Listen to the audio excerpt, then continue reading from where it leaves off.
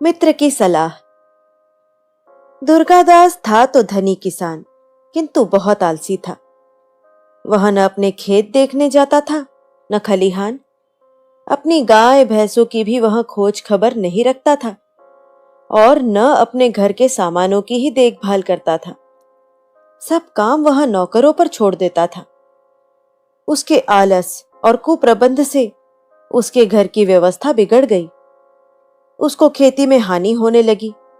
गायों के दूध घी से भी उसे कोई अच्छा लाभ नहीं होता था। एक दिन दुर्गादास का मित्र हरिश्चंद्र उसके घर आया। हरिश्चंद्र ने दुर्गादास के घर का हाल देखा। उसने यह समझ लिया कि समझाने से आलसी दुर्गादास अपना स्वभाव नहीं छोड़ेगा। इसलिए उसने अपने मित्र दुर्गादास की भलाई करने के लिए उससे कहा, मित्र, तुम्हारी विपत्ति देखकर मुझे बड़ा दुख हो रहा है। तुम्हारी दरिद्रता को दूर करने का एक सरल उपाय मैं जानता हूं। दुर्गादास ने कहा, कृपा करके वह उपाय तुम मुझे बता दो, मैं उसे अवश्य करूंगा। हरिश्चंद्र ने कहा, सब पक्षियों के जगने से पहले मान सरोवर पर रहने वाला एक सफेद हंस पृथ्वी पर आता है। वह 2 पहर दिन चढ़े लौट जाता है। यह तो पता नहीं कि वह कब कहां आएगा, किंतु जो उसका दर्शन कर लेता है उसको कभी किसी बात की कमी नहीं होती। दुर्गादास ने कहा, कुछ भी हो, मैं उस हंस का दर्शन अवश्य करूंगा। हरिश्चंद्र चला गया। दुर्गादास दूसरे दिन बड़े सवेरे उठा। वह घर से बाहर निकला और हंस की खोज में खलिहान में गया। वहां उसने देखा कि एक आदमी उसके ढेर से गेहूं अपने ढेर में डालने के लिए उठा रहा है।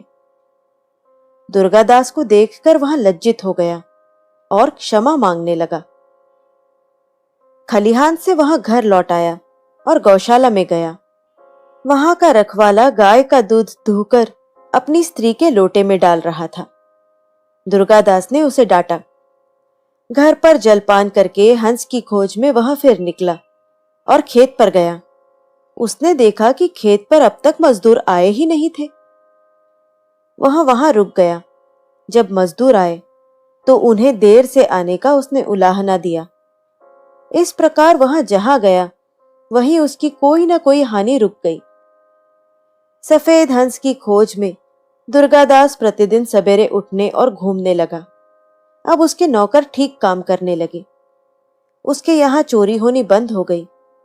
पहले वह रोगी रहता था, अब उसका स्वास्थ्य भी ठीक हो गया। जिस खेत से उसे 10 मन अन्न मिलता था, उससे अब 25 मन अन्न मिलने लगा। गौशाला से दूध बहुत अधिक आने लगा। एक दिन फिर दुर्गादास का मित्र हरिश्चंद्र उसके घर आया। दुर्गादास ने कहा, मित्र, सफेद हंस तो मुझे अब तक नहीं दिखा, किंतु उसकी खोज में लगने से मुझे लाभ बहुत हुआ है। हरिश्चंद्र हंस पड़ा और बोला, परिश्रम करना ही वह सफेद हंस है। परिश्रम के पंख सदा उजले होते हैं।